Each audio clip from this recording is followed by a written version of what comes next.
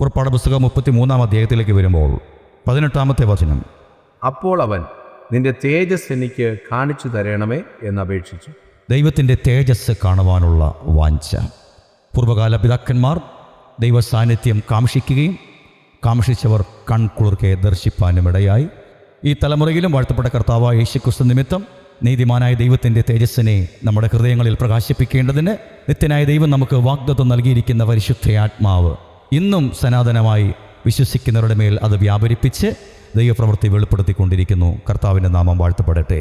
Hallelujah. നിന്റെ തേജസ് എനിക്ക് കാണിച്ചു തരണമേ. ഇന്ന് പകൽ വാഞ്ചയോടുകൂടെ ദൈവത്തിൻ്റെ സന്നിധിയിൽ ഒരു നേരത്തേക്ക് മാത്രമല്ല, എപ്പോഴും അവിടുത്തെ മനോഹരത്വം കണ്ടുകൊണ്ട് ഈ ഭൂമിയിലെ പ്രവാസകാലം ദൈവഇഷ്ടപ്രകാരം പൂർത്തീകരിച്ച് നിത്യതയ്ക്കായി നാം എല്ലാം കൊണ്ടും യോഗ്യന്മാരായി തീർന്ന ആത്മീക കൃപയിലേക്ക് പ്രവേശിപ്പാനായിട്ട് ദൈവത്തിൻ്റെ ആത്മാവ് നമ്മെ എല്ലാവരെയും സഹായിക്കുമാറാകട്ടെ. ഹല്ലേലൂയ. അപ്പോൾ നിർമ്മലമായ വചനത്തിന് ഇടർച്ചകൾ വരുത്തി കൂട്ടുകൾ ചേർത്ത് വചനത്തെ വികലമാക്കി തീർക്കുന്ന പശ്ചാത്തലങ്ങൾ അധികം ശക്തിയോടുകൂടെ വെളിപ്പെട്ടുകൊണ്ടിരിക്കുന്ന ഈ കാലഘട്ടത്തിൽ വാഴ്ത്തപ്പെട്ട കർത്താവ് അപ്പോസ്തലനായ പൗലോസ് കൊരിന്ത്യർക്കെതിരെ 2-ാമത്തെ ലേഖനത്തിൽ 2-ാമത്തെ അധ്യായം 17-ാമത്തെ വാക്യത്തിൽ രേഖപ്പെടുത്തിയിരിക്കുന്നത് പോലെ ഞങ്ങൾ ദൈവവചനത്തിൽ കൂട്ടിച്ചേർക്കുന്ന അനേകരെ പോലെ അല്ല, നിർമ്മലതയോടും ദൈവത്തിൻ്റെ കൽപ്പനയാലും ദൈവസന്നിധിയിൽ ക്രിസ്തു യേശുവിൽ സംസാരിക്കുന്നു. വചനത്തിന് കൂട്ട് കലർത്തുവാൻ നമുക്കാർക്കും ഒരു വ്യവസ്ഥയുമില്ല. ഹല്ലേലൂയ. വള്ളിപുള്ളി വിസർഗം വ്യതിയാനം വരാതെ പരിശുദ്ധാത്മാവിനാലുള്ള ഉന്നതമായ പ്രഭയാണ് പരിശുദ്ധാത്മാവിനാൽ ദൈവം നമുക്ക് നൽകിയിരിക്കുന്ന ക്രിസ്തീയ ജീവിതത്തിൻ്റെ ആധാരം എന്ന് പറയുന്നത്. ആ ആധാരം നിലനിർത്തിക്കൊണ്ട് പോകുക എന്നത് നമ്മുടെ ഓരോരുത്തരുടെയും കടപ്പാടും കർത്തവ്യവുമാണ്. അതിന് പരിശുദ്ധാത്മാവിനെ നിലനിർത്തുവാനായിട്ട് എപ്പോഴും നാം ഉൾക്കാഴ്ച ഉള്ളവരായിരിക്കേണ്ടത് ആവശ്യമാണ്. അതുകൊണ്ട് വചനത്തിന് കൂട്ടി കലർത്തി ജഡത്തിന് ഇഷ്ടമുള്ള നിലയിലേക്ക് വളച്ചു കൊണ്ടുപോകുന്ന അവസ്ഥകളിൽ ആഴമേറിയ ശുദ്ധീകരണത്തിൻ്റെ പ്രക്രിയ നമ്മുടെ ഉള്ളിൻ്റെ ഉള്ളിൽ ക്രമാനുഗതമായി നടപ്പാൻ ഇടവരാതിരിക്കുകയും സമസ്തത്തിലും ക്രിസ്തു എന്ന ആത്മമനുഷ്യൻ്റെ ശിരസ്സോളമുള്ള വളർച്ചയെ സാരമായി ബാധിക്കുകയും ചെയ്യും എന്നുള്ളത് കൊണ്ട് നമുക്ക് ജഡമനുഷ്യന് സന്തോഷമുളവാകുന്ന നിലയിലേക്ക് വചനങ്ങളെ വടച്ചു ഒടിച്ചു കൊണ്ടുപോകുവാൻ കൂട്ടാക്കാതെ അതിന് അല്പം പോലും അഭംഗം വരുത്തുവാനിടയാകാതെ മാറ്റം വരുത്തുവാനിടയാകാതെ നിർമ്മലതയോടുകൂടും ദൈവത്തിൻ്റെ കൽപ്പനയാലും ക്രിസ്തു യേശുവിൽ വചനപ്രകാരം ജീവിപ്പാനുള്ള ഉൾക്കാഴ്ചയും ധൈര്യവും ഏറ്റുവാങ്ങുവാൻ ദൈവത്തിൻ്റെ ആത്മാവ് നമ്മളെ സഹായിക്കട്ടെ. എപ്പോഴും ഞാൻ ചോദിക്കാറുള്ളൊരു ചോദ്യമാണ്, നിങ്ങളിപ്പോഴും വിശ്വാസത്തിൽ തന്നെ ഇരിക്കുന്നുവോ? അതിൻ്റെ 13-ാമത്തെ അധ്യായം 5-ാമത്തെ വാക്യം വായിക്കുമ്പോൾ കാണുവാൻ കഴിയും, നിങ്ങൾ വിശ്വാസത്തിൽ ഇരിക്കുന്നുവോ എന്ന് നിങ്ങളെ തന്നെ പരീക്ഷിപ്പീൻ. ക്ഷണഭംഗുരമായ ജീവിതയാത്രയിൽ മുമ്പ് കൂട്ടി ഒരു സൂചനയുമില്ലാതെ പെട്ടെന്ന് വന്നു ഭവിക്കുന്ന പ്രതിബന്ധങ്ങളും പ്രതിസന്ധികളും മുൻപോട്ടുള്ള ആത്മിക നടത്തിപ്പുകളെ സാരമായി ബാധിപ്പിക്കും വിധം ഇടം വലം മുമ്പിൽ പിറകെ എല്ലാ വഴികളും ദുഷ്കരവും സങ്കീർണമായി മാറുമ്പോൾ വഴി ഇനി ഏത് എന്ന് ആകുല ചിത്തരായിരിക്കുന്ന സന്ദർഭങ്ങളിൽ ദൈവശബ്ദം കേൾപ്പാൻ കഴിയാതെ ദൈവത്തിൻ്റെ അരുളപ്പാടും കേൾപ്പാൻ കഴിയാതെ വാക്കും ഭാഷണവും ഒന്നുമില്ലാത്ത അവസ്ഥയിൽ ഒരു രക്ഷയുമില്ലാത്ത അവസ്ഥയിൽ നാം ആയിരിക്കുമ്പോൾ നമ്മുടെ വിശ്വാസം ഇടറുവാനിടയുണ്ട്. വിശ്വാസത്തിൻ്റെ വ്യവസ്ഥയ്ക്ക് ചേരുവാൻ കഴിയാത്ത നീക്കങ്ങളാൽ താൽക്കാലികമായ ഒരു രക്ഷയ്ക്കായോ താൽക്കാലികമായ ഒരു സാന്ത്വനത്തിനായോ നാം വഴികൾ തെരഞ്ഞ് മുമ്പോട്ട് പോകുമ്പോൾ നമ്മുടെ വിശ്വാസത്തിൻ്റെ അടിസ്ഥാനപരമായ മേഖലകളിൽ തടസ്സങ്ങളും വിഘ്നങ്ങളും വിള്ളലുകളും ഉണ്ടാകുവാനിടയാകും എന്നുള്ളത് ഒരു പരമാവധി യാഥാർത്ഥ്യമാണ്. അതുകൊണ്ട് ഓരോ ദിവസവും ഇന്നലെ നാം ജീവിച്ച ജീവിത പശ്ചാത്തലവുമായി ബന്ധപ്പെട്ടും ഇന്നലെ നാം അഭിമുഖീകരിച്ച വിഷയങ്ങളുമായി ബന്ധപ്പെട്ടും ഇന്നലെ നാം തത്തിപ്പിടിച്ച് കയറിയ പർവ്വത സമാനമായ പ്രതിബന്ധങ്ങൾ സംബന്ധിച്ചും ഇന്നലെ നാം ഊഴ്ന്നിറങ്ങേണ്ടി വന്ന താഴ്വീതി പോലെയുള്ള താഴ്വര പോലെയുള്ള പ്രതിബന്ധങ്ങൾ നിമിത്തം നമ്മുടെ വിശ്വാസം ഇപ്പോഴും നമ്മളിൽ തന്നെ ഉണ്ടോ എന്ന് സ്വയം ശോധനയ്ക്ക് വിധേയപ്പെടേണ്ട നിലയിൽ എല്ലാ ദിവസവും നമ്മുടെ വിശ്വാസത്തിൽ തന്നെയാണോ നാം ഇരിക്കുന്നത് എന്ന് നമ്മെ തന്നെ പരീക്ഷിക്കണം എന്നാണ് പറഞ്ഞിരിക്കുന്നത്. എന്നിൽ വിശ്വാസമുണ്ടോ എന്ന് പരീക്ഷിച്ച് നോക്കണം. എങ്ങനെ പരീക്ഷിച്ച് നോക്കുന്നു? പ്രവൃത്തിയിലൂടെ പരീക്ഷിച്ച് നോക്കുക. വിശ്വാസം ഓരോ ദിവസവും നമ്മുടെ ഉള്ളിൻ്റെ ഉള്ളിൽ അപ്ലൈ ചെയ്തുകൊണ്ട് വിശ്വാസത്തിൻ്റെ അധിഷ്ഠിതവും വചനാത്മകമായ പ്രത്യാശയോടുകൂടിയ ദൈവ വാഗ്ദത്തങ്ങളാലും ആ അത്ഭുതകമായ നിലനിൽക്കുന്ന ഫലം പുറപ്പെടുവിച്ച് നാം വിശ്വാസത്തിൽ സ്ഥിരതയുള്ളവരായിരിക്കുന്നു എന്ന് ഉറപ്പാക്കി മുമ്പോട്ട് പോകുവാനായിട്ട് ആത്മാവ് നമ്മെ എല്ലാവരെയും അതിനായിട്ട് ഒരുക്കുകയും സഹായിക്കുകയും ചെയ്യുമാറാകട്ടെ. ഹല്ലേലൂയ. രക്തത്താൽ വചനത്താൽ ജയം. ആമേൻ. നിങ്ങൾ വിശ്വാസത്തിലിരിക്കുന്നുവോ എന്ന് നിങ്ങളെ തന്നെ പരീക്ഷിപ്പീൻ, നിങ്ങളെ തന്നെ ശോധന ചെയ്യുവിൻ. കത്തോസിൻ്റെ 1-ാം ലേഖനത്തിലേക്ക് വരാം. 3-ാമത്തെ അധ്യായം 12-ാമത്തെ വാക്യം. കർത്താവിൻ്റെ കണ്ണ് നീതിമാന്മാരുടെ മേലും അവൻ്റെ ചെവി അവരുടെ പ്രാർത്ഥനയ്ക്കും തുറന്നിരിക്കുന്നു. കർത്താവിൻ്റെ കണ്ണ് നീതിമാന്മാരുടെ മേൽ. കാരണം കണ്ണിൻ്റെ കൃഷ്ണമണി പോലെ തൻ്റെ പൈതലിനെ ഈ ഭൂമിയിൽ സൂക്ഷിക്കേണ്ടതായിട്ടുണ്ട്. കാരണം ഒരു ദൈവ പൈതൽ ഈ ഭൂമിയിലായിരിക്കുമ്പോൾ വളരെ സങ്കീർണതും ദുഷ്കരവും കഠിനകരവുമായ ഒരു സാഹചര്യത്തിലാണ് ഒരു ദൈവ പൈതലിനെ കർത്താവ് ആക്കി വച്ചിരിക്കുന്നത്. ഒന്നുകൂടെ പറഞ്ഞാൽ ചെന്നായ്ക്കളുടെ ഇടയിൽ ഒരു കുഞ്ഞാട് എന്നതുപോലെ 10-15 ചെന്നായ്ക്കൾ ചുറ്റും നിൽക്കുന്നു, നടുവിൽ ഒരു കുഞ്ഞാട് നിൽക്കുന്നു. ഇതാണ് ഒരു ദൈവ പൈതലിൻ്റെ ഈ ഭൂമിയിലെ ജീവിതം. സ്തോത്രം. കുഞ്ഞാട് എത്ര ഷെൽട്ടർ ഉണ്ടാക്കിയാലും, സുരക്ഷിതത്വത്തിനായിട്ട് എത്ര വലിയ പാറകൾ കൊണ്ട് കോട്ടയുണ്ടാക്കിയാലും കുഞ്ഞാട് തന്നെയാണ്. കുഞ്ഞാട് കരിങ്കല്ല് കൊണ്ട് വലിയ ഒരു പാർപ്പിടം ഉണ്ടാക്കി എന്ന് വിചാരിക്കുക, ഒരു ചെന്നായ്ക്കും അതിൻ്റെ അകത്ത് കയറാൻ കഴിയുകയില്ല. പക്ഷേ എപ്പോഴെങ്കിലും ആ കുഞ്ഞാട് വെളിയിൽ വന്നാൽ അത് പ്രശ്നമാണ്. ഒരിക്കലും നമുക്ക് സുരക്ഷിതത്വം ഉറപ്പാക്കി ചെന്നായേക്കാൾ ശക്തിയുള്ള ഒരു ജന്തുവായി മാറാൻ കഴിയുകയില്ല. നാം എപ്പോഴും കുഞ്ഞാടുകൾ തന്നെയായിരിക്കും. സ്തോത്രം. നീതിമാനായ ദൈവം വാഴ്ത്തപ്പെട്ടവൻ. അപ്പോൾ ചെന്നായ്ക്കളുടെ ഇടയിൽ കുഞ്ഞാടിനെ പോലെയാണ് ഒരു ദൈവ പൈതൽ ഈ ഭൂമിയിലായിരിക്കുന്നത്. ആത്മശരീരങ്ങളായ ഇരുളിൻ്റെ ശക്തികൾ, പിശാച്, വഞ്ചകനും ചതികനുമായ ഈ ലോകത്തിൻ്റെ ദൈവം ജഡത്തിൽ വസിക്കുന്ന ഒരു ദൈവ പൈതലിനെ സംബന്ധിച്ചിടത്തോളം വേഗത്തിൽ അവനെ കീഴ്പ്പെടുത്തുവാനുള്ള ഉപായങ്ങൾ അന്വേഷിക്കുവാൻ കഴിയും എന്നതുകൊണ്ട് ദൈവത്തിൻ്റെ ദൃഷ്ടി ആ ദൈവ പൈതലിന് മേൽ എപ്പോഴും എപ്പോഴും എപ്പോഴും ഉണ്ടായിരിക്കും. അത് ആണ് നമുക്ക് ഉറപ്പും ധൈര്യം നൽകുന്നത്. നമ്മുടെ കർത്താവിൻ്റെ ദൃഷ്ടി എപ്പോഴും എൻ്റെ മേൽ ഉണ്ട് എന്ന ഒരു ഉറപ്പാണ് നമുക്ക് ധൈര്യവും പ്രത്യാശ നൽകുവാനിടയാകുന്നത്. ആ ധൈര്യമാണ് ദുഷ്കരമായ സാഹചര്യങ്ങളെ മുൻപോട്ട് അതിജീവിച്ച് പോകുവാൻ തക്കവിധമുള്ള ധൈര്യം നമുക്ക് നൽകുവാനായിട്ടിടയാകുന്നത്. കർത്താവിൻ്റെ പുനഃനാമം വാഴ്ത്തപ്പെടുമാറാകട്ടെ. അപ്പോൾ കർത്താവിൻ്റെ കണ്ണ് നീതിമാന്മാരുടെ മേലും അവരുടെ പ്രാർത്ഥനയ്ക്കും തുറന്നിരിക്കുന്നു. ഒന്നുകൂടെ പറഞ്ഞാൽ അവരുടെ നിലവിളിക്ക് തുറന്നിരിക്കുന്നു. നീതിമാൻ ഈ ഭൂമിയിൽ നിലവിളിക്കേണ്ട ആവശ്യകത എന്താണ്? സ്തോത്രം. ദൈവത്തിൻ്റെ പരിശുദ്ധാത്മാവ് അവരിൽ ഉണ്ട്. എന്നാൽ നിർണായകമായ ചില സന്ദർഭങ്ങളിൽ അവർ സ്വതവേ അതിജീവിച്ച് കടന്നു പോകേണ്ട ചില മേഖലകളുണ്ട്. പരിശുദ്ധാത്മാവിൻ്റെ സഹായത്താൽ അതിജീവിച്ച് അപ്പുറം കടക്കേണ്ട മേഖലകളുണ്ട്. സ്വയഹിതപ്രകാരം, സ്വന്തം ഇഷ്ടപ്രകാരം അതിജീവിച്ച് അപ്പുറം കടക്കേണ്ട മേഖലകളുണ്ട്. അതിനെക്കുറിച്ച് പറഞ്ഞ പേരാണ് നമ്മുടെ പരീക്ഷാ കാലഘട്ടം. പരീക്ഷാ കാലഘട്ടം എന്ന് പറഞ്ഞാൽ ദൈവം നമുക്ക് ആത്മാവിനാൽ നൽകിയിരിക്കുന്ന വചനത്തിൻ്റെ പിൻബലത്തിലും ആത്മശക്തിയുടെ ബലത്തിലും നാം അവറ്റകളെ അതിജീവിച്ച് പോകുന്ന ഒരു മേഖലയാണ്. അപ്പോൾ നാം ചിലപ്പോൾ നിലവിളിച്ച് പോകുന്ന സാഹചര്യങ്ങൾ നമുക്കുണ്ടാകാം. ഉറക്കെ നിലവിളിച്ച് അന്താളിച്ചു പോകുന്ന സാഹചര്യങ്ങൾ നമുക്കുണ്ടാകാം. അവിടെയെല്ലാം ദൈവത്തിൻ്റെ കണ്ണ് തൻ്റെ ഭക്തന്മാരുടെ മേൽ ഉണ്ട് എന്ന യാഥാർത്ഥ്യം നമ്മൾ അറിഞ്ഞിരിക്കണം. ദൈവം നമുക്ക് വചനത്താൽ നൽകിയിരിക്കുന്ന ഉറപ്പായ സുരക്ഷിതത്വം വിശ്വാസത്താൽ ഗ്രഹിച്ച് അതിൽ ഒരു സ്ഥിരത ഉറവാക്കി ദൈവം നമുക്ക് നടത്തിവിടുന്ന പാതകളിലൂടെ ധൈര്യത്തോടെ മുൻപോട്ട് പോകുവാനായിട്ട് പരിശുദ്ധാത്മാവ് നമ്മളെ ഒരുക്കുകയും അതിനായിട്ട് സഹായിക്കുകയും ചെയ്യുമാറാകട്ടെ. വിശുദ്ധ ലൂക്കോസ് എഴുതിയ സുവിശേഷത്തിലേക്ക് വരുമ്പോൾ അവിടെ 11-ാമത്തെ അധ്യായം 13-ാമത്തെ വാക്യത്തിൽ നമുക്ക് ഇപ്രകാരം വായിക്കുവാനായിട്ട് കഴിയും: അങ്ങനെ ദോഷികളായ നിങ്ങൾ നിങ്ങളുടെ മക്കൾക്ക് നല്ല ദാനങ്ങളെ കൊടുപ്പാൻ അറിയുന്നു എങ്കിൽ സ്വർഗസ്ഥനായ പിതാവ് തന്നോട് യാചിക്കുന്നവർക്ക് പരിശുദ്ധാത്മാവിനെ എത്ര അധികം കൊടുക്കും. Oh Jesus, hallelujah. ദുഷ്കരമായ, പ്രതിബന്ധം നിറഞ്ഞിരിക്കുന്ന, പ്രശ്നകലുഷിതമായ, പാപനിബിഡമായ, പാപത്തിൻ്റെ കരാള ഹസ്തങ്ങളാൽ വരയപ്പെട്ടിരിക്കുന്ന ഈ താൽക്കാലികമായ ഈ ലോകത്തിൽ നാം പാർക്കുമ്പോൾ ഒരു ദൈവവൈതലിനെ സംബന്ധിച്ചിടത്തോളം ദൈവത്തിൻ്റെ പരിശുദ്ധാത്മാവ് അടിയന്തരമായി ആവശ്യമാണ്. ആത്മാവിനെ കൂടാതെ നമുക്ക് മുമ്പോട്ട് ജയകരമായ ഒരു ജീവിതം നയിപ്പാൻ കഴിയുകയില്ല. പല പ്രതിബന്ധങ്ങൾ നമ്മുടെ മുമ്പിൽ വരുമ്പോൾ നമ്മുടെ ഉള്ളിൻ്റെ ഉള്ളിൽ മറഞ്ഞു കിടക്കുന്ന, ജഡത്തിൻ്റെ വ്യവസ്ഥ സംബന്ധിച്ച് മറഞ്ഞു കിടക്കുന്ന ആദാമ്യമായ ചിന്തകളാൽ, ആദാമ്യമായ കാഴ്ചപ്പാടുകളാൽ, ആദാമ്യമായ അറിവുകളാൽ ഒരുപക്ഷെ താൽക്കാലികമായ ഒരു സാന്ത്വനവും താൽക്കാലികമായ ഒരു ക്രമീകരണം ഉണ്ടാകുമെന്ന് തോന്നിയാലും പിന്നത്തേതിൽ അത് നിമിത്തം നാം ധാരാളം കയ്പുകാട് കുടിക്കേണ്ടതായിട്ട് വരും.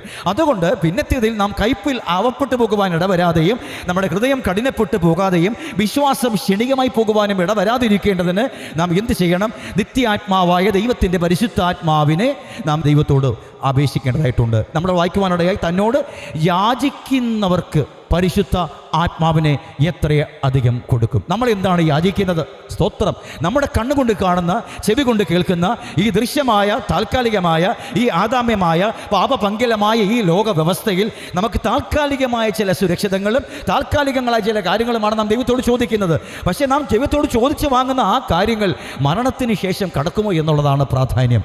തീ ശോധന കഴിയുമ്പോൾ വെണ്ണീറാകാത്തത് എന്ത് നമുക്ക് ദൈവത്തോട് ചോദിക്കാം. യേശുക്രിസ്തു മുഖാന്തരം പിതാവായ ദൈവത്തിന് മഹത്വം ഉണ്ടാകുവാനിടയുള്ള ഏത് കാര്യം നമുക്ക് ദൈവത്തോട് ചോദിക്കാം. നാം യാചിക്കേണ്ടത്, നാം അപേക്ഷിക്കേണ്ടത്, നാം കരയേണ്ടത് തൻ്റെ ആത്മാവിനെ തന്നെ ആയിരിക്കണം. ആത്മാവിനെ നിരന്തരം ചോദിച്ച് വാങ്ങി ആ ഉള്ളിൻ്റെ ഉള്ളിൽ നിലനിർത്തണം. എന്തിന്? ആ ദൈവത്തിൻ്റെ മനോഹരത്വം കാണുവാൻ. ദൈവത്തിൻ്റെ പരിശുദ്ധാത്മാവ് നമ്മുടെ മേൽ വെളിപ്പെടുമ്പോൾ ഉന്നതനായ ദൈവം, നിത്യനായ ദൈവം, സ്വർഗീയ പിതാവ് തൻ്റെ ദിവ്യാത്മാവിനാൽ നമ്മുടെ അന്തരംഗത്തിലേക്ക് ഇറങ്ങി വന്ന് സിംഹാസനസ്ഥനായി ഇരുന്നു കൊണ്ട് അവൻ്റെ മനോഹരത്വം നമ്മുടെ കണ്ണുകളിൽ ദർശിപ്പിച്ചുകൊണ്ട് സ്വർഗീയനെ പോലെ സ്വർഗ്യന്മാരായി ഈ പാപമംഗലമായി ഭൂമിയിൽ ജയകരമായ ഒരു ജീവിതം കർത്താവ് നമുക്ക് വേണ്ടി ഒരുക്കി നൽകിയിരിക്കുന്നു. അതെത്ര ഉന്നതമാണ്, അതെത്ര സ്വർഗീയമാണ്. 3-ാം അധ്യായം 16-ാമത്തെ വാക്യത്തിലേക്ക് വരുമ്പോൾ അവിടെ നമുക്ക് കാണുവാനായിട്ട് കഴിയും. യോഹന്നാൻ എല്ലാവരോടും ഉത്തരം പറഞ്ഞത്, ഞാൻ നിങ്ങളെ വെള്ളം കൊണ്ട് സ്നാനം കഴിപ്പിക്കുന്നു, എന്നാൽ എന്നിലും ബലവാനായവൻ വരുന്നു, അവൻ്റെ ചെരുപ്പിൻ്റെ വാറഴിപ്പാൻ ഞാൻ യോഗ്യനല്ല. അവൻ നിങ്ങളെ പരിശുദ്ധാത്മാവ് കൊണ്ടും തീ കൊണ്ടും സ്നാനം കഴിപ്പിക്കും. സ്നാപക യോഹന്നാനിലൂടെ ദൈവസഭയ്ക്ക് ദൈവം നൽകിയിരിക്കുന്ന ഈ സന്ദേശവും വാഴ്ത്തപ്പെട്ട കർത്താവിൻ്റെ മുന്നോടിയായി വഴിയൊരുക്കുവാനായിട്ട് കടന്നു വന്ന യോഹന്നാൻ പൂർവ്വകാലം മുതലേ പ്രവാചകന്മാർ അദ്ദേഹത്തെക്കുറിച്ച് വ്യവസ്ഥ നൽകി വെളിപ്പെടുത്തി നൽകിയ പ്രവചനങ്ങളെ സമ്പൂർണ്ണമായി വെളിപ്പെടുത്തിക്കൊണ്ട് ആ മരുഭൂമിയിൽ വിളിച്ചു പറയുന്നവൻ്റെ വാക്കാവിത്, കർത്താവിൻ്റെ പാത ഒരുക്കുവീൻ, നിരപ്പാക്കുവീൻ എന്ന് പറഞ്ഞുകൊണ്ട് ശബ്ദമായി വെളിപ്പെട്ട് വന്ന യോഹന്നാൻ സ്നാപകൻ ആത്മനിറവിൽ സംസാരിച്ച് തുടങ്ങിയത്, അവൻ നിങ്ങളെ പരിശുദ്ധാത്മാവ് കൊണ്ടും തീ കൊണ്ടും സ്നാനം കഴിപ്പിക്കും. അതുകൊണ്ട് യേശു നമ്മുടെ അരികിലുണ്ട്. നമ്മൾ എന്താ ദൈവത്തോട് ചോദിക്കുന്നത്? യേശു നമ്മുടെ അരികിലൂടെ കടന്നു പോകുകയാണ്. നമ്മൾ യാചിക്കുന്നത് എന്താണ് പ്രിയമുള്ളവരെ? അവൻ്റെ കയ്യിൽ ഇരിക്കുന്ന കാര്യം എന്താണ്? സ്വർഗീയമായ വാഗ്ദത്തമാണ് ആ യേശുവിൻ്റെ കയ്യിൽ നമുക്ക് സൗജന്യമായി തരുവാനിരിക്കുന്നത്. എന്നാൽ അത് നാം ചോദിക്കാതെ ഈ താൽക്കാലികമായ ജീവിത സാഹചര്യങ്ങൾക്ക് വേണ്ടി ലൗകികവും പ്രാകൃതവും പൈശാചികമായ താൽക്കാലികമായ ആവശ്യങ്ങളെ ചോദിച്ച് ഈ പരമനായകനായ വാഴ്ത്തപ്പെട്ട കർത്താവിന് അത്യുജ്വലമായ സ്വർഗീയമായ വരദാനമായ പരിശുദ്ധാത്മാവിനെ തരുവാൻ അവൻ നമ്മുടെ അരികിലേക്ക് കടന്നു വരുമ്പോൾ നമുക്കതൊന്നും വേണ്ട. നമുക്കിപ്പോൾ താൽക്കാലികമായ മരണം കൊണ്ട് കലാശിക്കുന്ന കാര്യങ്ങൾ ചോദിച്ച് സമയങ്ങൾ മെനക്കെടുത്തുന്ന ജീവിതക്രമം വിട്ടൊഴിഞ്ഞിട്ട് നിത്യനായ ദൈവം തൻ്റെ ആത്മപ്രകാശം നമ്മുടെ ഉള്ളിൻ്റെ ഉള്ളിൽ ഉദിപ്പിക്കേണ്ടതിന് അവൻ്റെ അരികിലേക്ക് നാം വളർന്നു വരുന്നത് എന്തിനായിട്ടാണ്? അവൻ പരിശുദ്ധാത്മാവ് കൊണ്ടും തീ കൊണ്ടും സ്നാനം കഴിപ്പിക്കുന്നവനാണ്. ദൈവത്തിൻ്റെ പരിശുദ്ധാത്മാവ് നമ്മുടെ ഉള്ളിൽ ഉണ്ടെങ്കിൽ ക്രിസ്തു നമുക്ക് ജീവിപ്പാനായിട്ട് വിഭാവന ചെയ്തിരിക്കുന്ന ക്രിസ്തീയ ജീവിതത്തിൻ്റെ സമൂലമായ പ്രവൃത്തി ഈ ഭൂമിയിൽ നമുക്ക് പൂർത്തീകരിക്കാനായിട്ടിടയാകും. ആ പുണ്യനാമം വാഴ്ത്തപ്പെടുമാറാകട്ടെ. അപ്പോൾ പരിശുദ്ധാത്മാവിനെ ആഗ്രഹിക്കുന്ന പ്രിയപ്പെട്ടവർ യേശുവിൻ്റെ അരികിലേക്ക് അടുത്ത് വരുമ്പോൾ അവർ അതല്ലാതെ മറ്റൊന്നും ചോദിക്കുകയില്ല. നമ്മുടെ വാഴ്ത്തപ്പെട്ട കർത്താവ് പരിശുദ്ധാത്മാവ് കൊണ്ടും തീ കൊണ്ടും സ്നാനം കഴിപ്പിക്കാൻ റെഡിയായി നിൽക്കുന്നത് കൊണ്ട് അവനോട് ആത്മാവിനെ യാചിക്കണം, പരിശുദ്ധാത്മാവിനെ യാചിക്കണം. ദൈവം നമുക്ക് എന്താണോ നൽകുവാൻ ഇച്ഛിക്കുന്നത് അത് തന്നെ നമുക്ക് അങ്ങോട്ട് ചോദിക്കുവാൻ കഴിയുന്നതാണ് ദൈവപ്രസാദിതകരമായ ജീവിതം. അതുകൊണ്ടാണ് നിങ്ങൾ എന്നിലും എൻ്റെ വചനം നിങ്ങളിലും എന്ന് പറയുമ്പോൾ നാം കർത്താവിൽ ആയാൽ, കർത്താവ് നമ്മിൽ ആയാൽ, സ്തോത്രം. ഗുണം എന്താണ്? കർത്താവ് നമ്മിൽ ആയാൽ, കർത്താവിൻ്റെ വചനം നമ്മിൽ ആയാൽ ദൈവത്തിൻ്റെ ഹിതം എന്തെന്ന് നമുക്ക് അറിയുവാൻ തുടങ്ങും. നമ്മിലൂടെ കർത്താവ് എന്താ ചെയ്യുവാൻ പോകുന്നത് എന്ന് അറിയുവാനിടയാകും. കർത്താവ് നമ്മളെ എന്തിനായിട്ട് തിരഞ്ഞെടുത്തിരിക്കുന്നു എന്നതും അറിയുവാനിടയാകും. ഇനി അത് ചെയ്യണമെങ്കിലോ നാം കർത്താവിൽ ആകണം. സ്തോത്രം. കർത്താവിൻ്റെ വചനം നമ്മിൽ ആയാൽ നമ്മെക്കുറിച്ചുള്ള ദൈവഹിതം എന്തെന്ന് നമുക്ക് ബോധ്യമാകുവാനിടയാകും. നാം കർത്താവിൽ ആയാൽ നമ്മെക്കുറിച്ചുള്ള ദൈവഹിത പ്രകാരം നമുക്ക് പ്രവൃത്തി ചെയ്യുവാൻ കഴിയും. നിങ്ങൾ ഇച്ഛിക്കുന്നത് എന്തെങ്കിലും അപേക്ഷിപ്പീൻ. നാം ചപ്പും ചവറും വേസ്റ്റും ഒന്നും അല്ല അപേക്ഷിക്കുന്നത്. പിന്നെയോ ആത്മാവ് കൊണ്ട് ഒരു വിശുദ്ധനിൽ ദൈവത്തിന് വെളിപ്പെടുത്തുവാനുള്ള നിത്യമായ സ്വർഗീയമായ ഫലങ്ങളെ പുറപ്പെടുവിക്കേണ്ടതിന് ഒരു സ്വർഗീയമായ വ്യവസ്ഥ പ്രകാരം, ഒരു ആത്മീകമായ ചട്ടപ്രകാരം മനുഷ്യൻ്റെ ജ്ഞാനത്തിന് എത്തപ്പെടുവാൻ കഴിയാത്ത അത്ര ഉന്നതമായ ആത്മീക മേഖലയിലൂടെയാണ് നീതിമാനായ ദൈവം ദൈവസഭയ്ക്ക് വേണ്ടി മനോഹാരിത വെളിപ്പെടുത്തുവാൻ ആഗ്രഹിച്ചായിരിക്കുന്നത്. ആകയാൽ അത്ര അത്യുന്നതമായ ദൈവഗീതം നമ്മിൽ ഘട്ടം ഘട്ടമായി നമ്മിൽ നമ്മുടെ തലമുറയിൽ വെളിപ്പെടുത്തുവാൻ ദൈവം താല്പര്യപ്പെട്ടായിരിക്കുന്നത് കൊണ്ട് ആത്മാവിനെ ദൈവത്തോട് ചോദിക്കുക. പരിശുദ്ധാത്മാവും തീ കൊണ്ടും ഉത്തരമരുളുന്ന സർവശക്തനായ ദൈവത്തിൻ്റെ അരികിലേക്ക് നമുക്ക് വീണ്ടും അടുത്തു വരാം. സ്തോത്രം, സ്തോത്രം, സ്തോത്രം, സ്തോത്രം. ആ പരിശുദ്ധാത്മാവ് നമ്മുടെ മേൽ വെളിപ്പെട്ട് വരുമ്പോൾ കാണുവാനും കേൾക്കുവാനും അനുഭവിക്കാനൊക്കെ ആത്മാവ് നമുക്ക് ഒരുക്കി നൽകുവാനായിട്ടിടയാകും. അപ്പോസ്തലപ്രവൃത്തി 2-ാം അധ്യായം 33-ാമത്തെ വാക്യം വായിക്കുമ്പോൾ അവൻ ദൈവത്തിൻ്റെ വലത്ത് ഭാഗത്തേക്ക് ആരോഹണം ചെയ്തു. പരിശുദ്ധാത്മാവ് എന്ന വാഗ്ദത്തം പിതാവിനോട് വാങ്ങി നിങ്ങൾ ഈ കാണുകയും കേൾക്കുകയും ചെയ്യുന്നത് പകർന്ന് തന്നു. ഓ ഹല്ലേലൂയ. നമ്മുടെ വാഴ്ത്തപ്പെട്ട കർത്താവ് മഹിമയുടെ വലത്ത് ഭാഗത്ത് വിശുദ്ധന്മാർക്ക് വേണ്ടി മധ്യസ്ഥത ചെയ്തുകൊണ്ടിരിക്കുകയാണ്. ആമേൻ. സകല നിയന്ത്രണങ്ങളും ഏറ്റുവാങ്ങി പിതാവായ ദൈവത്തിൻ്റെ സമ്പൂർണ്ണമായ ഹൃദയത്തിൻ്റെ വാഞ്ചയെ ആമേൻ എന്ന ശബ്ദത്തോടുകൂടെ യോജിച്ച് നിന്നുകൊണ്ട് പിതാവായ ദൈവത്തിൻ്റെ ഹിതം, പിതാവ് പുത്രനിൽ ലയിക്കപ്പെടുന്ന അനന്ത നിത്യതയുടെ ആരംഭം വരെയുള്ള ജീവിത കാര്യങ്ങളെ ആമേൻ എന്ന ശബ്ദത്തോടുകൂടെ പിതാവായ ദൈവത്തോടുകൂടെ ചേർന്ന് നിന്നുകൊണ്ട് മഹിമയുടെ വലത്ത് ഭാഗത്ത് ആമേൻ സിംഹാസനസ്ഥനായിരിക്കുന്ന നമ്മുടെ വാഴ്ത്തപ്പെട്ട കർത്താവ് ഭൂമിയിലേക്ക് നോക്കുകയാണ്. തന്നെ അന്വേഷിക്കുന്ന ഏവനെങ്കിലും ഉണ്ടോ എന്ന് അന്വേഷിക്കാൻ വേണ്ടി കർത്താവ് നോക്കുമ്പോൾ മുഴങ്കാലുകളെ മടക്കി ഒരുവൻ തൻ്റെ ആത്മാവിനെ ചോദിക്കുകയാണ്. ഉടനെ പുത്രൻ തൻ്റെ പിതാവിൻ്റെ കയ്യിൽ നിന്നും അത് വാങ്ങിയിട്ട് ആ വ്യക്തിക്ക് കൊടുക്കുവാനായിട്ടിടയാകും. കർത്താവ് റെഡിയാണ്. അവൻ്റെ വലംകരം ഉയർന്നിരിക്കുകയാണ്.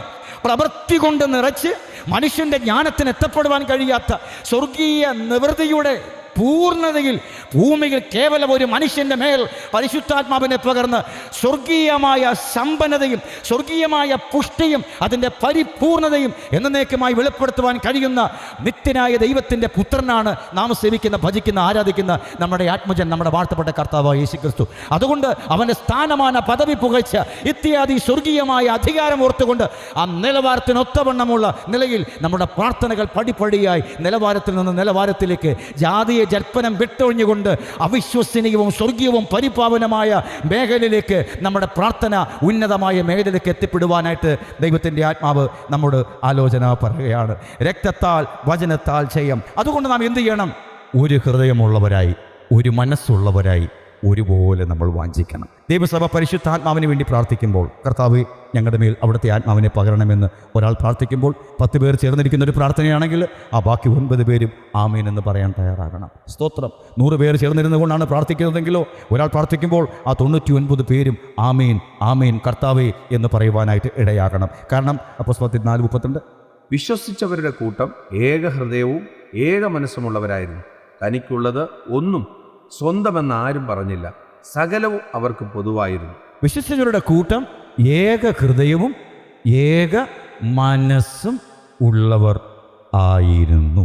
കർത്താവിൻ്റെ പുണ്യനാമം വാഴ്ത്തപ്പെടുമാറാകട്ടെ. പരിശുദ്ധാത്മാവ് അവരുടെ നടുവിൽ പെയ്തിറങ്ങുവാൻ അനുകൂലമായ സാഹചര്യങ്ങൾ അവർ 10 ദിവസം കർത്താവിൻ്റെ സന്നിധിയിൽ ഒരു മനസ്സോടുകൂടെ ഒരു മനപ്പെട്ടുകൊണ്ട് അവർ ഇരിക്കുകയാണ്. ആരും ആരോടും പരാതി പറയുന്നില്ല, ആരും ആരോടും പരിഭവം പറയുന്നില്ല, ഞങ്ങളുടെ ജീവിതം ഇങ്ങനെ ആയിപ്പോയല്ലോ എന്ന് പറയുന്നില്ല. ആരും അവർക്കുണ്ടായിപ്പോയ നഷ്ടങ്ങളെക്കുറിച്ചൊന്നും ആവലാതിപ്പെടുന്നില്ല. അവർ അനുഭവിക്കാൻ പോകുന്ന പരിശുദ്ധാത്മാവിൻ്റെ സത്യത്തിൽ അതിൻ്റെ ഗൗരവം എന്തെന്ന് മനസ്സിലാക്കാൻ കഴിയാതെ, പരിശുദ്ധാത്മാവ് എൻ്റെ മേൽ വന്നാൽ എൻ്റെ അവസ്ഥ എന്തായിരിക്കും എന്നൊന്നും ഒരു അറിവുമില്ലാതെ അവർ, കർത്താവ് പറഞ്ഞു, നിങ്ങൾ എന്നോട് കേട്ട പിതാവിൻ്റെ വാഗ്ദത്തത്തിനായിട്ട് നഗരം വിട്ടു പോകാതെ കാത്തിരിക്കണം. ഹല്ലേലൂയ. യെരൂശലേമിൽ തന്നെ ആയിരിക്കണം. അത്ര തന്നെ എന്നോട് കേട്ട പിതാവിൻ്റെ വാഗ്ദത്തമായ പരിശുദ്ധ ആത്മാവ് അവർ ഒരു മനസ്സോടുകൂടെ ദൈവത്തിൻ്റെ സന്നിധിയിൽ ഇരിക്കുകയാണ്. അപ്പോൾ പരിശുദ്ധാത്മാവ് അവരുടെ മേൽ വന്ന് സത്യസഭയുടെ മനോഹാരിത ആ 1-ാം നൂറ്റാണ്ടിൽ വെളിപ്പെട്ട് തുടങ്ങുമ്പോൾ അവിടെ ആത്മാവ് പറയുകയാണ്, വിശ്വസിച്ചവരുടെ കൂട്ടം ഏക ഹൃദയവും ഏക മനസ്സും ഉള്ളവർ ആയിരിക്കണം. നമ്മുടെ ഈ കൂട്ടായ്മ സത്യസഭയായി മാറുന്നത് ഇപ്പോൾ 100-120 പേരുണ്ടെങ്കിൽ 120 പേരുടെയും മനസ്സ് ഒന്നാകണം. ഏക ഹൃദയവും ഏക മനസ്സും ആകുമ്പോഴാണ് സത്യസഭ ഇവിടെ വെളിപ്പെടുന്നത്. ഹല്ലേലൂയ. സ്വർഗ്യനെ പോലെ സ്വർഗ്യന്മാരാകുവാൻ തക്കവണ്ണമുള്ള ഒരു വിളിയാണ് നമുക്കുള്ളത്. ദൈവം നമുക്ക് തിരഞ്ഞെടുപ്പ് നൽകിയതും ദൈവം നമുക്ക് ആത്മാവിനെ നൽകിയതും ദൈവം നമുക്ക് വചനത്തെ നൽകിയതും ആധികാരികമായി ചിന്തിച്ചാൽ യേശുവിനെ പോലെ ആകുവാൻ വേണ്ടി മാത്രമാണ്. ഇവിടെ നമുക്ക് നിലനിൽക്കുന്ന ഒരു നഗരമില്ല, വരുവാനുള്ളതിന് വേണ്ടി നാം കാത്തിരിക്കുന്നു. അതുകൊണ്ട് നമ്മുടെ രാജ്യം വരാൻ വേണ്ടി പോകുന്നു. ആ വരാൻ പോകുന്ന പുതുവാന ഭൂമിയിൽ രാജാക്കന്മാരായി വാഴേണ്ടതിന് നീതിമാനായ ദൈവം രക്തം നൽകി നമ്മളെ ശുദ്ധീകരിച്ച് സ്വർഗ്യനെ പോലെ സ്വർഗ്യന്മാരാക്കിക്കൊണ്ടിരിക്കുന്ന ഈ പണി, അതുകൊണ്ടാണ് വെട്ടുകുഴിയിൽ വെച്ച് തന്നെ കുറവുകൾ തീർക്കേണ്ടതായിട്ടുണ്ട്. വെട്ടിയെടുത്ത കുഴിയിലേക്കും കുഴിച്ചെടുത്ത ഖനിഗർഭത്തിലേക്കും ആമേൻ. വെട്ടുകുഴിയിൽ വെച്ച് തന്നെ നമ്മുടെ കുറവുകൾ പരിഹരിക്കണം. വെട്ടുകുഴിയാണ് ഈ ഭൂമി. ഈ ഭൂമി എന്ന് പറഞ്ഞാൽ നമ്മുടെ വെട്ടുകുഴിയാണ്. ഇവിടെ വെച്ച് തന്നെ ഈ ഭൂമിയിൽ ജീവിക്കുമ്പോൾ തന്നെ നമ്മുടെ കുറവുകളെ പരിഹരിച്ച് മറ്റൊരു സ്ഥാനത്ത് സ്വർഗീയ സീവൻ പണിയാൻ തക്കവണ്ണം ഈ കല്ലുകളെ എടുത്തുകൊണ്ട് പോകുകയാണ്. ജീവനുള്ള കല്ലുകളാക്കി എടുത്തുകൊണ്ടുപോയി ക്രിസ്തുവിനോട് കൂടെ ചേർത്ത് പണിയുന്ന സ്വർഗീയ നഗരം. ഹല്ലേലൂയ. കർത്താവിൻ്റെ പുണ്യനാമം വാഴ്ത്തപ്പെടുമാറാകട്ടെ. കുറവുകളില്ലാതെ, ന്യൂനമില്ലാതെ, അപാകതയില്ലാതെ, മനുഷ്യന് അപാകതകൾ കണ്ടുപിടിക്കുവാൻ കഴിയാതെ നീതിമാനായ ദൈവത്തിൻ്റെ വചനത്തിൻ്റെ വ്യവസ്ഥയ്ക്കും വിശുദ്ധിക്കും ആത്മാവിൻ്റെ നിയോഗത്തിന് ഒത്തവണ്ണമുള്ള സമ്പൂർണ്ണമായ പണി ഈ കല്ലിന്മേൽ പൂർത്തീകരിക്കപ്പെടുമ്പോൾ ഈ കല്ല് പണി പൂർത്തീകരിപ്പിക്കപ്പെട്ടിട്ട് പണിയുവാനായിട്ട് എടുത്തുകൊണ്ട് പോകുവാനായിട്ടിടയാകും. ആ പണി നടക്കാൻ പോകുകയാണ്. ആ സ്വർഗീയമായി പണി നടക്കാൻ വേണ്ടി പോകുകയാണ് പ്രിയമുള്ളവരെ. അത് വിശ്വാസ കണ്ണാൽ കണ്ടുകൊണ്ട് ഈ താൽക്കാലികവും പൈശാചികവും വൈശ്യവുമായ മേഖലകളിൽ നമ്മുടെ ജഡമനുഷ്യൻ്റെ വികാരങ്ങൾക്ക് പ്രവർത്തിപ്പാൻ ഇടം കൊടുക്കാതെ നമ്മുടെ അവയവങ്ങളെ നീതിയുടെ ആയുധങ്ങളാക്കി ദൈവകരങ്ങളിലേക്ക് സമർപ്പിച്ചുകൊണ്ട് ധൈര്യത്തോടെ മുൻപോട്ട് പോകുവാൻ ആത്മാവ് നമ്മളെ ആക്കുവാനും ചെയ്യുകയാണ്. അതുകൊണ്ട് യെശയ്യാ പ്രവചനം 44-ാം അധ്യായം 3-ാമത്തെ വാക്യം വായിക്കുമ്പോൾ അവിടെ കാണുവാൻ കഴിയുന്നു. 44:3 വായിച്ചിരിക്കുന്നിടത്ത് ഞാൻ വെള്ളവും വരണ്ട നിലത്ത് നീരൊഴുക്കുകയും പകരും. നിന്റെ സന്തതിമേൽ എൻ്റെ ആത്മാവിനെയും നിന്റെ സന്താനത്തിന്മേൽ എൻ്റെ അനുഗ്രഹത്തെയും പകരും. ഹല്ലേലൂയ. നമ്മൾ ഇന്ന് പ്രാർത്ഥിക്കുമ്പോൾ, നമ്മുടെ കുഞ്ഞുങ്ങൾക്ക് വേണ്ടി പ്രാർത്ഥിക്കുമ്പോൾ, നിങ്ങൾ പ്രാർത്ഥിക്കുന്ന പ്രാർത്ഥന വാചകങ്ങളിൽ ഏറ്റവും അധികം ഉപയോഗിക്കുന്ന ആശയം ഏത് വിഷയം സംബന്ധിച്ചിട്ടാണ്? ഹല്ലേലൂയ. ദാഹിക്കുന്ന ഏവരുമേ എൻ്റെ അടുക്കൽ വന്ന് കുടിപ്പിനെന്ന് കൽപ്പിച്ചപ്പോൾ, ആമേൻ, സൗജന്യമായ ജീവജലത്തിന് നദികൾ കൊടുക്കാമെന്ന് പറഞ്ഞ് നമ്മുടെ വാഴ്ത്തപ്പെട്ട കർത്താവ് ഇപ്പം റെഡിയായി തയ്യാറായി നിൽക്കുമ്പോൾ, ഇതെല്ലാം മാറ്റിമറിച്ചുകൊണ്ട് മരണം കൊണ്ട് കലാശിക്കുന്ന താൽക്കാലികമായ ആദാമ്യ വ്യവസ്ഥകളിൽ കുരുങ്ങിയിട്ടുകൊണ്ട് ഈ ലോകത്തെയും ലോകത്തിലുള്ളതിനെയും സ്നേഹിച്ച് ഇനി സമയം വേസ്റ്റാക്കി കളയാനിടയാകാതെ ഈ ശേഷിക്കുന്ന അല്പകാലം തക്കത്തിൽ വിനിയോഗിച്ചുകൊണ്ട് ഇനിയും നമ്മളിൽ അവശേഷിക്കുന്ന ആ സ്വർഗീയ പണി സംബന്ധിച്ച്, ശുദ്ധീകരണ പ്രക്രിയയെ സംബന്ധിച്ച് ശുഷ്കാന്തിയുള്ളവരായി പരിശുദ്ധാത്മാവിനാൽ നിർമ്മലമായ വചനത്തിന് യാതൊരു വിഘ്നവും കൂടാതെ നമ്മുടെ ഉള്ളിൻ്റെ ഉള്ളിൽ ക്രമാനുഗതമായി പണി നടത്തുവാൻ കഴിയുന്ന അളവിൽ നമ്മുടെ ദേഹം ഈ ആത്മാവിനെ സമ്പൂർണ്ണമായി സമർപ്പിച്ചേൽപ്പിച്ചു കൊടുക്കുവാൻ ആത്മാവ് നമ്മെ എല്ലാവരെയും സഹായിക്കുമാറാകട്ടെ. രക്തത്താൽ വചനത്താൽ ജയം. കൊരിന്ത്യർക്കെഴുതിയ 1-ാമത്തെ ലേഖനത്തിലേക്ക് വരുമ്പോൾ 3-ാമത്തെ അധ്യായം അതിൻ്റെ 16-ാമത്തെ വാക്യം നമുക്ക് വായിക്കാം. നമ്മുടെ ഉള്ളിൻ്റെ ഉള്ളിൽ ആഴത്തിൽ മറഞ്ഞിരിക്കുന്ന ഒരു യാഥാർത്ഥ്യം, നിങ്ങൾ ദൈവത്തിൻ്റെ മന്ദിരമെന്നും ദൈവത്തിൻ്റെ ആത്മാവ് നിങ്ങളിൽ വസിക്കുന്നു എന്നും നിങ്ങൾ അറിയുന്നില്ലയോ? നമ്മുടെ ഉള്ളിൻ്റെ ഉള്ളിൽ മറഞ്ഞിരിക്കുന്ന ഒരു സ്വർഗീയ യാഥാർത്ഥ്യമാണ്. ഹല്ലേലൂയ. രക്തത്താൽ വചനത്താൽ ജയം. മറഞ്ഞിരിക്കുന്നത് വെളിപ്പെടുത്തുവാൻ കഴിയുന്ന അവസ്ഥ, മറഞ്ഞിരിക്കുന്ന കാര്യങ്ങൾ എന്ന് പറഞ്ഞാൽ മറഞ്ഞിരിക്കുന്ന മർമ്മങ്ങളെ വെളിപ്പെടുത്തുന്ന യാതൊരു സാഹചര്യ പശ്ചാത്തലങ്ങളോ തെളിവുകളോ നിരീക്ഷണ പരീക്ഷണ അനുഭവങ്ങളോ ഒന്നുമില്ലാതെ ദൈവത്തിൻ്റെ ആത്മാവിൽ ആശ്രയിച്ചുകൊണ്ട് ഉത്തിയിലും ചിന്തയിലും ധ്യാനത്തിലും ആശ്രയിച്ചുകൊണ്ട് ഗൂഢാർത്ഥ പ്രയോഗം നടത്തി മറഞ്ഞിരിക്കുന്നതിനെ വെളിപ്പെടുത്തുന്ന സ്വർഗീയ വ്യവസ്ഥ. ദൈവനാമം വാഴ്ത്തപ്പെടുമാറാകട്ടെ. ഹല്ലേലൂയ. നീതിമാനായ ദൈവം നമ്മുടെ ഉള്ളിൻ്റെ ഉള്ളിൽ മറച്ചു വച്ചിരിക്കുന്ന ഒരു സ്വർഗീയ വ്യവസ്ഥയാണ് ദൈവത്തിൻ്റെ മന്ദിരം എന്ന അവസ്ഥ. നമ്മുടെ ഈ അക്ഷരിയെ കണ്ടുകൊണ്ട് കാണുവാൻ കഴിയുന്നില്ല, പക്ഷേ നമ്മുടെ ഹൃദയത്തിൻ്റെ കണ്ടുകൊണ്ട് കാണുവാൻ കഴിയുന്ന ഒരു സ്വർഗീയ മന്ദിരമാണ് ഈ മന്ദിരം. ഇത് നമുക്ക് അനുഭവിക്കാൻ കഴിയും. സ്തോത്രം. നമ്മൾ അദൃശ്യ ശരീരങ്ങളായ ആത്മശരീരങ്ങളായി നമ്മുടെ ശരീരം ജഡം വിട്ട് ആത്മാവിൽ മുകളിലോട്ട് ഒന്ന് പോയിട്ട് താഴേക്ക് നോക്കാമെങ്കിൽ വീണ്ടെടുക്കപ്പെട്ട മനുഷ്യരെ നോക്കുമ്പോൾ ദൈവത്തിൻ്റെ വസതികളായി, ദൈവത്തിൻ്റെ ഭവനമായിട്ടാണ് നമുക്ക് കാണുവാൻ കഴിയുന്നത്. ദൈവം വസിക്കുന്ന, ദൈവം അധിവസിക്കുന്ന, ദൈവത്തിൻ്റെ ശഖന ഇറങ്ങി നിൽക്കുന്ന മന്ദിരങ്ങളെ നമുക്ക് കാണുവാൻ കഴിയും. ഈ ജഡ ശരീരത്തിൻ്റെ ഉള്ളിൽ ദൈവം തൻ്റെ നിത്യജ്ഞാനത്താൽ അദൃശ്യമായ സ്വർഗീയ പ്രതിഭാസത്താൽ കേവലം മനുഷ്യൻ്റെ ഉള്ളിൽ, ബലഹീനനായ മനുഷ്യൻ്റെ ഉള്ളിൽ എത്ര ഉദഗ്ധമായിട്ടാണ് ആ സ്വർഗീയമായതിനെ വച്ചിരിക്കുന്നത് എന്ന് കാണുവാനുള്ള യാഥാർത്ഥ്യങ്ങൾ നമുക്ക് വെളിപ്പെട്ട് മനസ്സിലാക്കുവാനായിട്ടിടയാകും. നിങ്ങൾ ദൈവത്തിൻ്റെ മന്ദിരമെന്നും ദൈവത്തിൻ്റെ ആത്മാവ് നിങ്ങളിൽ വസിക്കുന്നു എന്നും നിങ്ങൾ അറിയുന്നില്ലയോ? നിങ്ങൾ കാണുന്നില്ലയോ എന്നല്ല ചോദിച്ചത്, നിങ്ങൾ അറിയുന്നില്ലയോ? അത് വെളിപ്പാടാണ്. കാണുന്നത് നിരൂപണങ്ങളാകാം, അറിയുന്നത് വെളിപ്പാടുകൾ ആണ്. ഇന്ന് ഈ പകൽവേളയിൽ ആത്മാവ് നമ്മോട് പറയുമ്പോൾ, നിത്യനായ ദൈവം നമുക്ക് നൽകിയിരിക്കുന്ന ഈ സ്വർഗീയമായി സുന്ദരമായ ആത്മീയ അന്തരീക്ഷത്തിൽ നിത്യനായ ദൈവം നമ്മുടെ ഉള്ളിൽ നൽകിയിരിക്കുന്ന സ്വർഗീയമായ അവസ്ഥ ഇപ്പോൾ എന്തെന്ന് നാം അറിയണം. ഒന്ന്, നാം ദൈവത്തിൻ്റെ മന്ദിരമെന്ന് നമ്മൾ അറിയണം. സ്തോത്രം, സ്തോത്രം, ഹല്ലേലൂയ. 2, ദൈവത്തിൻ്റെ ആത്മാവ് എന്നിൽ വസിക്കുന്നുവെന്നും ഞാൻ അറിയണം. സ്തോത്രം. നീതിമാനായ ദൈവം വാഴ്ത്തപ്പെട്ടവൻ. ഇന്ന് പകൽവേളയിൽ ആത്മാവ് നമ്മോട് പറഞ്ഞു വരുന്നത്, ഈ 2 വ്യവസ്ഥ മനസ്സിലാക്കി കഴിയുമ്പോഴാണ് ഈ ഭൂമിയിൽ ദൈവപ്രസാദിതകരമായ ഒരു ആത്മീയ ജീവിതം എന്താണെന്നും എങ്ങനെയാണ് നയിക്കേണ്ടതെന്നുമുള്ള ബോധം നമുക്ക് ഉളവാകുവാനായിട്ട് ഇടയാകുന്നത്. യോഹന്നാൻ സുവിശേഷത്തിലേക്ക് വരുമ്പോൾ 7-ാം അധ്യായം 39-ാമത്തെ വാക്യം വായിക്കുമ്പോൾ, അവൻ ഇത് തന്നിൽ വിശ്വസിക്കുന്നവർക്ക് ലഭിപ്പാനുള്ള ആത്മാവിനെ കുറിച്ച്, തന്നിൽ വിശ്വസിപ്പാനിരിക്കുന്നവർക്ക് ലഭിപ്പാനുള്ള ആത്മാവിനെ കുറിച്ച്. ദൈവത്തിൻ്റെ പരിശുദ്ധാത്മാവ് വേണ്ടതുപോലെ ആ ഉള്ളിൽ വസിക്കുന്നു എന്ന ബോധമില്ലാതെ ആരെങ്കിലും ആയിരിക്കുന്നുവെങ്കിൽ, ദൈവത്തിൻ്റെ ആത്മാവ് എൻ്റെ ഉള്ളിൽ വസിക്കുന്നു എന്ന ബോധം ഇല്ലാതിരിക്കുന്ന ആരെങ്കിലും ഉണ്ടെങ്കിൽ, ആ ആത്മാവിനെ നൽകപ്പെടുന്നത് യേശുവിൽ വിശ്വസിക്കുന്നവർക്കാണ്. തന്നിൽ വിശ്വസിക്കുന്നവർക്ക് ലഭിക്കുവാനിരിക്കുന്ന ആത്മാവിനെ കുറിച്ചാണ് കർത്താവിടെ സംസാരിപ്പാനായിട്ട് ഇടയായത്. ഹല്ലേലൂയ. ലൂക്കോസ് 24:49 വായിക്കുമ്പോൾ, എൻ്റെ പിതാവ് വാഗ്ദത്തം ചെയ്തതിനെ ഞാൻ നിങ്ങളുടെ മേൽ അയക്കും, നിങ്ങളോ ഉയരത്തിൽ നിന്നും ശക്തി ധരിക്കുവോളം നഗരത്തിൽ പാർപ്പീൻ എന്നും അവരോട് പറഞ്ഞു. ഹല്ലേലൂയ.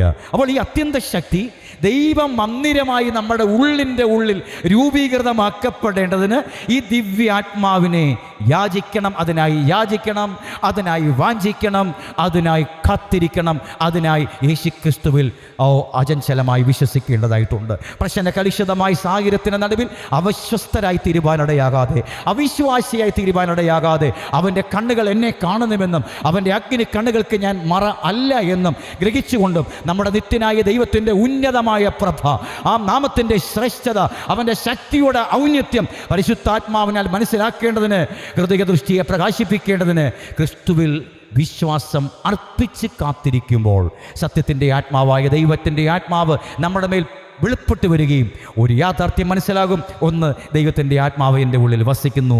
2, ഞാൻ ദൈവത്തിൻ്റെ മന്ദിരം ആണ്. അപ്പോൾ ദൈവത്തിൻ്റെ മന്ദിരത്തെ നശിപ്പിക്കാതെയുള്ള ദൈവപ്രസാദിതകരമായ ഒരു ജീവിതത്തെ നമുക്ക് നിലനിർത്തി കൊണ്ടുപോകുവാനായിട്ട് കഴിയും.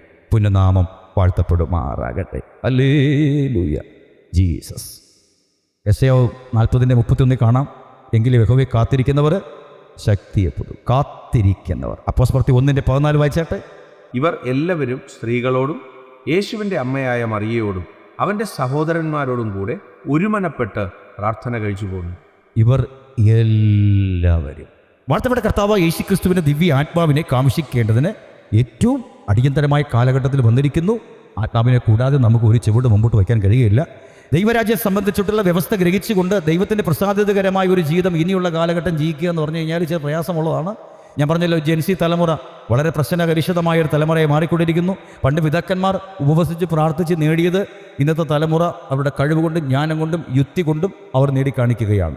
മനുഷ്യൻ്റെ സ്വാഭാവികമായ ജ്ഞാനം കൊണ്ട് കഴിയാത്തത് അസ്വാഭാവികമായ മറ്റൊരു ഇന്ദ്രിയത്തിൻ്റെ ശക്തിയിലൂടെ അവർ തെളിയിച്ച് കാണിക്കുന്നു. പണ്ട് ഭക്തന്മാർ പ്രാർത്ഥിച്ച് ഉപവസിച്ച് അത്ഭുതാപകമായി പരിശുദ്ധാത്മാവിൻ്റെ പ്രവൃത്തിയായി കാണിച്ച പല കാര്യങ്ങളും ഇന്നത്തെ ഈ ജനിസി തലമുറ അവരുടെ ബുദ്ധിയിലും ശക്തിയിലും കഴിവിലും കാണിച്ചു കൊടുക്കുമ്പോൾ അവിടെ വിശ്വാസം എന്ത്, അവിടെ പരിശുദ്ധാത്മാവ് എന്ത്, അവിടെ യേശുക്രിസ്തുവിൻ്റെ നാമത്തിലുള്ള മഹാത്ഭുതം എന്ത്. സ്തോത്രം. പണ്ട് ദൈവഭക്തന്മാർ പ്രാർത്ഥനയിലും പരിശുദ്ധാത്മാവിലും അവൻ വെളിപ്പെടുത്തി കാണിച്ച അദൃശ്യ സ്വഭാവങ്ങളുള്ള പല പ്രവൃത്തികളും ഇന്ന് മനുഷ്യൻ തൻ്റെ ജ്ഞാനം കൊണ്ട് വെളിപ്പെടുത്തിക്കൊണ്ടിരിക്കുമ്പോൾ ആ ജ്ഞാനത്തിൻ്റെ ഇടയിൽ വാഴ്ത്തപ്പെട്ട കർത്താവ് നമുക്ക് പ്രമാണിപ്പാൻ നൽകിയിരിക്കുന്ന ഈ സാരോപദേശങ്ങളെ അണുവിട വിസർഗം വ്യതിയാനം വരാതെ ദൈവഗത പ്രസാദപ്രകാരം ഈ ഭൂമിയിൽ ചെലുത്തണമെങ്കിൽ പരിശുദ്ധാത്മാവ് ധാരാളമായി നമുക്ക് ലഭിക്കപ്പെട്ടേ മതിയാകുകയുള്ളൂ.